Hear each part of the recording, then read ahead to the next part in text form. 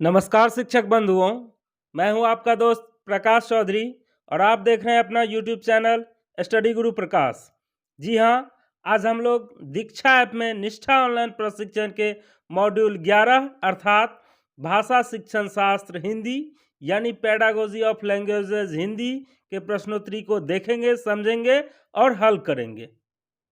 Please subscribe our YouTube channel study Guru प्रकाश।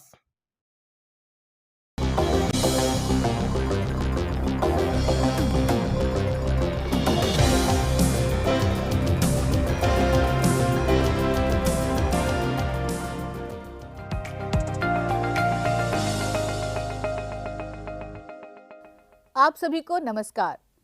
निष्ठा में आप सभी का हार्दिक स्वागत है। आज हम जिस मॉड्यूल के बारे में चर्चा करने जा रहे हैं उस मॉड्यूल का नाम है भाषा का शिक्षा शास्त्र यानी पेडागोजी ऑफ लैंग्वेजेस। यह मॉड्यूल शिक्षकों के लिए लाभदायक है, शिक्षक प्रशिक्षकों के लिए लाभदायक है और साथ ही साथ उन सभी लोगों के लिए लाभदायक है जो बच्चों के साथ काम करते हैं, जो बच्चों के भाषा विकास के लिए काम करते हैं, यानी अभिभावक भी इस मॉड्यूल से अपने बच्चों के भाषा विकास में मदद कर सकते हैं। यह मॉड्यूल बहुत सारी चीज़ों को आपके सामने प्रस्तुत करेगा और उसमें सबसे मुख्य बात है कि दरअसल भाषा क्या है। जब हम भाषा विकास की चर्चा करते हैं तो उसमें भाषा का मतलब क्या है, भाषा के प्रकार कौन से हैं और बच्चे भाषा किस तरह से अर्जित करते हैं। यह मॉड्यूल इस बारे में भी चर्चा करता है कि बच्चों की अलग अलग भाषाई क्षमताएं कौन सी हैं और ऐसा क्या है जब हम बच्चों के भाषा विकास की बात करते हैं तो हमें करना क्या है, हमारी अपनी भाषा की कक्षा की प्रक्रिया कैसी होनी चाहिए और इस कक्षा प्रक्रिया का जो अभिन्न हिस्सा है यानी आकलन, यह मॉड्यूल उस आकलन के बारे में भी विस्तार से चर्चा करता है।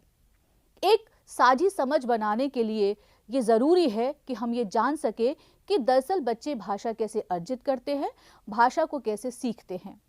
आप और हम सभी ये जानते हैं कि भारत एक बहुभाषी देश है, यानी कि बहुभाषिकता भारत की पहचान है और न केवल भारत की पहचान है बल्कि वह हर भारतीय बच्चे की पहचान है। बहुभाषिकता क्या है, क्या होता है उस कक्षा में जब बच्चे अलग अलग भाषिक पृष्ठभूमियों से आते हैं, एक भाषा शिक्षक कैसे बहुभाषिकता को संबोधित करते हैं, हमारी पूरी कक्षा प्रक्रिया का स्वरूप क्या होता है जब बच्चे अलग अलग भाषिक परिवेश से, भाषिक पृष्ठभूमि से और अपने साथ साथ अपनी मातृभाषा की पूंजी लेकर आते हैं। मातृभाषा किस तरह से माध्यम बनती है, मातृभाषा क्या मदद करती है अन्य विषयों को समझने में। तो पूरा मॉड्यूल इस बारे में विशद रूप से, विस्तृत रूप से और गहन रूप से चर्चा करता है कि भाषा क्या है, भाषा की कक्षा प्रक्रिया कैसी होनी चाहिए, एक भाषा शिक्षक के लिए कौन कौन से दायित्व हम तय कर पा रहे हैं, एक भाषा शिक्षक कैसे बच्चों की मदद करते हैं। और इस मॉड्यूल में ऐसा बहुत कुछ है जो किसी भी भाषा शिक्षक को यह सीखने में, यह समझने में, यह जानने में मदद करेगा कि दरअसल हमारी भाषा की कक्षा कैसी होनी चाहिए। तो मुझे उम्मीद है कि आप सभी इस मॉड्यूल से लाभ उठा सकेंगे और हम अपने बच्चों के भाषा विकास में मदद कर सकेंगे। धन्यवाद। Please subscribe our YouTube channel study Guru Prakash. तो आइए दोस्तों, दीक्षा ऐप में चलते हैं। आइए दोस्तों, अब मैं यहाँ पे अपने प्रश्नोत्तरी को चलाने जा रहा हूँ और मेरे प्रश्नोत्तरी जो हैं वो अब खुलने ही वाले हैं। जी हाँ, डिस्प्ले पर यहाँ मेरा पहला क्वेश्चन शो हो चुका है और प्रश्न इस प्रकार है, निम्नलिखित में से कौन सा पढ़ने के समय का कार्य है। हमारे ऑप्शन है यहाँ पर, ए में शिक्षक का घर से पाठ पढ़कर आना और कक्षा में उसी को पढ़ाना, बी में है कक्षा को 4 या 2 के समूह में विभाजित करना और पाठ को बारी बारी से पढ़वाना, शिक्षक बच्चों को समझ के साथ पाठ को डिकोड यानी व्याख्या करने को कहना, सी में है शिक्षार्थियों को कल्पना करने के लिए कहना कि वे कहानी के पात्रों में से एक हैं और अपने अनुभवों को अपनी डायरी में लिखने को कहना, और डी में है शिक्षक का पाठकों के विचार के बारे में शिक्षार्थियों के साथ एक संपूर्ण कक्षा गतिविधि के रूप में चर्चा करना। जी हाँ, हमारे आंसर यहाँ पे हो जाएंगे बी, अर्थात कक्षा को 4 या 2 के समूह में विभाजित करना और पाठ को बारी बारी से पढ़वाना, शिक्षक बच्चों को समझ के साथ पाठ को डिकोड यानी व्याख्या करने को कहना। आइए दोस्तों चलते हैं नेक्स्ट प्रश्न की ओर। जी हाँ, यहाँ डिस्प्ले पर मेरा दूसरा क्वेश्चन शो हो चुका है और प्रश्न इस प्रकार है, एक पूर्व पठन कार्य का उद्देश्य डैश है। हमारे ऑप्शन है यहाँ पर ए में शिक्षार्थियों से उनके पिछले ज्ञान के बारे में बात करना, बी में है कठिन शब्दों को खोजने के लिए शिक्षार्थियों को स्वयं पढ़ने के लिए कहना, सी में है पाठ के लेखक और पढ़े जाने वाले नए शब्दों के बारे में बात करके नए पाठ की शुरुआत करना, और डी में है पाठ के विचारों के साथ सीखने वाले पिछले अनुभव और ज्ञान को जोड़ना। जी हाँ, हमारे आंसर यहाँ पे हो जाएंगे डी, अर्थात पाठ के विचारों के साथ सीखने वाले पिछले अनुभव और ज्ञान को जोड़ना। जी हाँ, आइए चलते हैं नेक्स्ट प्रश्न की ओर। यहाँ डिस्प्ले पर मेरा तीसरा प्रश्न खुल चुका है और प्रश्न इस प्रकार है, पढ़ना अर्थ गढ़ना है क्या? पढ़ना अर्थ गढ़ना है, इस कथन से क्या अभिप्राय है? पढ़ना अर्थ गढ़ना है, इस कथन से क्या तात्पर्य है? जी हाँ, हमारे यहाँ पे ऑप्शन है ए में पढ़ना ध्वनि समूहों, शब्दों और वाक्यों को सीखने से शुरू होता है, बी में है पढ़ना शिक्षार्थी को विषय वस्तु के साथ विभिन्न अर्थ जोड़ने के लिए प्रोत्साहित करता, सी में है पढ़ना पाठ और वर्णमाला और शब्दों के अक्षरों का डिकोडिंग यानी व्याख्या है, और डी में है पढ़ना पाठ के विचारों को समझना है। जी हाँ, हमारे आंसर यहाँ पे हो जाएंगे डी, अर्थात पढ़ना पाठ के विचारों को समझना है। आइए दोस्तों चलते हैं नेक्स्ट प्रश्न की ओर। जी हाँ, यहाँ डिस्प्ले पर मेरा चौथा क्वेश्चन शो हो चुका है। प्रश्न इस प्रकार है, वर्तमान भाषा सीखने के नजरिए से निम्नलिखित में से कौन सा सच है या है? अब इसे स्क्रॉल डाउन करके पूरा प्रश्न पढ़ते हैं। पहला में है सुनना, बोलना, पढ़ना, लिखना, ध्यान देना और सोचना एक साथ विकसित होता है। सेकंड में है सुनना, बोलना, पढ़ना, लिखना, ध्यान देना और सोचना एक रैखिक तरीके से विकसित होता है। सी में है लिखने से पहले सुनना, बोलना और पढ़ना विकसित होता है। और फोर्थ में है लेखन एक भाषा सीखने में शिक्षार्थियों द्वारा विकसित किया जाने वाला अंतिम कौशल है। जी हाँ, यहाँ पूछ रहा है कि वर्तमान भाषा सीखने के नज़रिए से कौन सा सच है। तो यहाँ हम देख रहे हैं कि यहाँ जो फर्स्ट वाला है सुनना, बोलना, पढ़ना, लिखना, ध्यान देना और सोचना एक साथ विकसित होता है, ये सच है। तो अब स्क्रॉल को अप करके देखते हैं कि पहला कहाँ दिखा रहा है। तो यहाँ देख रहे हैं पहला सत्य है, हमारे आंसर हो जाएंगे ए, अर्थात पहला सत्य है। आइए दोस्तों चलते हैं नेक्स्ट प्रश्न की ओर। जी हाँ, यहाँ डिस्प्ले पर मेरा पांचवा क्वेश्चन खोल चुका है और प्रश्न इस प्रकार है, जब बच्चे स्कूल में प्रवेश करते हैं तो हमें खाली जगह। तो हमारे ऑप्शन है यहाँ पर ए में उन्हें वर्णमाला के अक्षर पढ़ाना शुरू करना है, बी में है वाक्य और कहानियाँ पढ़ने के लिए उन्हें पढ़ाना शुरू करना है, सी में है मौखिक कर्ण साधनों के माध्यम से भाषा के साथ परिचित कराना है, और डी में है भाषा कौशल का निर्माण करना है। जी हाँ, हमारे आंसर यहाँ पर हो जाएंगे सी, अर्थात मौखिक कर्ण साधनों के माध्यम से भाषा के साथ परिचित कराना है। दोस्तों यहाँ पर एक बात मैं आप लोगों को याद दिलाना चाहता हूँ कि यहाँ जो देख रहे हैं मेरा पांचवा क्वेश्चन शो कर रहा है, हो सकता है कि आप में वो पहला क्वेश्चन हो, जो आप में पहला है वो मेरा 10वां हो सकता है। इसके अलावा जो मेरा ए में ऑप्शन दिखा रहा है वो आप में डी में हो, जो आप में डी में है वो बी में हो।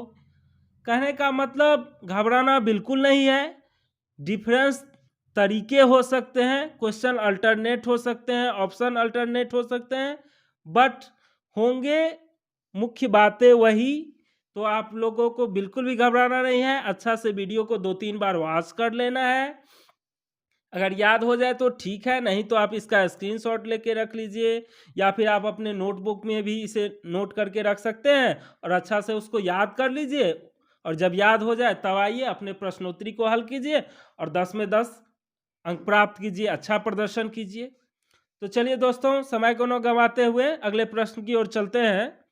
जी हाँ, यहाँ डिस्प्ले पर मेरा छठा क्वेश्चन शो हो चुका है और प्रश्न इस प्रकार है, निम्नलिखित में से कौन सा कथन सही है या है। स्क्रॉल डाउन करते हैं और पूरा प्रश्न को देखते हैं। फर्स्ट में है, मातृभाषा दूसरी भाषा की शिक्षा में हस्तक्षेप करती है। सेकंड में है, दूसरी भाषा सीखने में मातृभाषा न तो समर्थन करती है और न ही हस्तक्षेप करती है। थर्ड में है, मातृभाषा दूसरी भाषा सीखने के लिए एक संसाधन है। और फोर्थ में है, मातृभाषा दूसरी भाषा सीखने का समर्थन करती है। जी हाँ दोस्तों, यहाँ पूछ रहा है कि कौन सा कथन सही है। तो हम यहाँ देख रहे हैं कि तीसरा और चौथा कथन जो है वो बिल्कुल सत्य है। एक बार फिर से देखते हैं तीसरा और चौथा कथन क्या है। तीसरा कथन है, मातृभाषा दूसरी भाषा सीखने के लिए एक संसाधन है। और फोर्थ में है, मातृभाषा दूसरी भाषा सीखने का समर्थन करती है। तो आइए अब स्क्रॉल को अप करते हैं और देखते हैं तीसरा और चौथा कहाँ सही दिखा रहा है।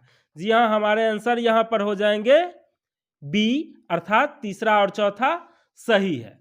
आइए दोस्तों चलते हैं नेक्स्ट प्रश्न की ओर।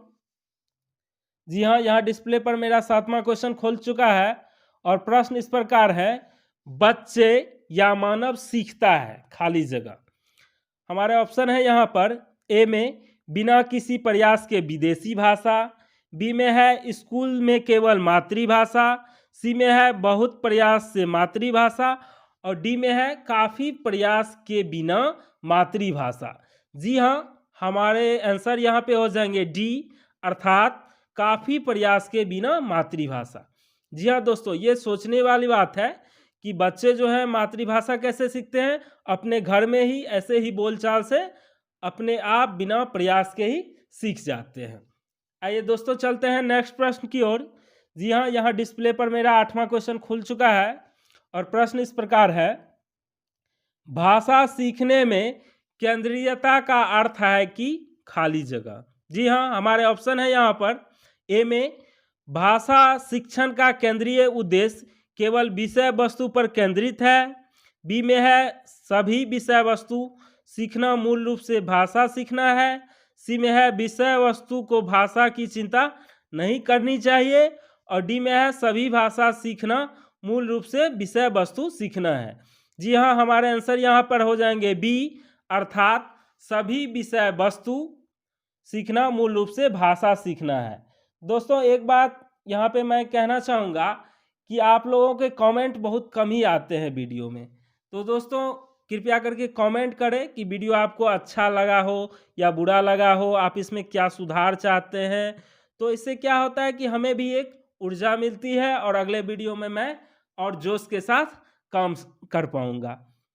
तो आइए चलते हैं दोस्तों नेक्स्ट प्रश्न की ओर। जी हाँ, यहाँ डिस्प्ले पर 9वां क्वेश्चन शो हो चुका है और प्रश्न इस प्रकार है, मातृभाषा आधारित बहुभाषिकता क्या है।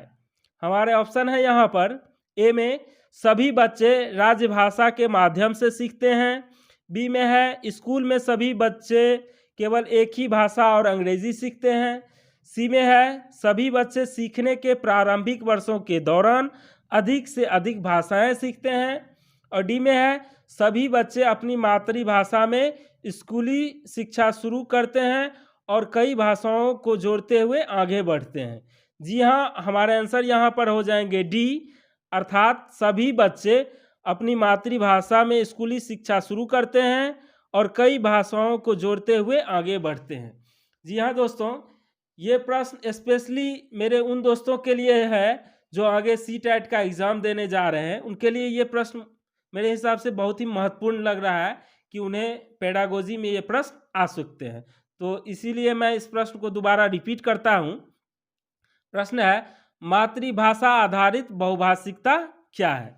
तो हमारे आंसर क्या हो जाएंगे डी, अर्थात सभी बच्चे अपनी मातृभाषा में स्कूली शिक्षा शुरू करते हैं और कई भाषाओं को जोड़ते हुए आगे बढ़ते हैं। जैसे कोई बच्चे घर से जो है मैथिली, भोजपुरी, उर्दू, मगही सीख करके जाते हैं और स्कूल में जा कर के वो अन्य भाषा को उससे जोड़ते हुए अंग्रेजी, हिंदी, संस्कृत इत्यादि सीखते हैं।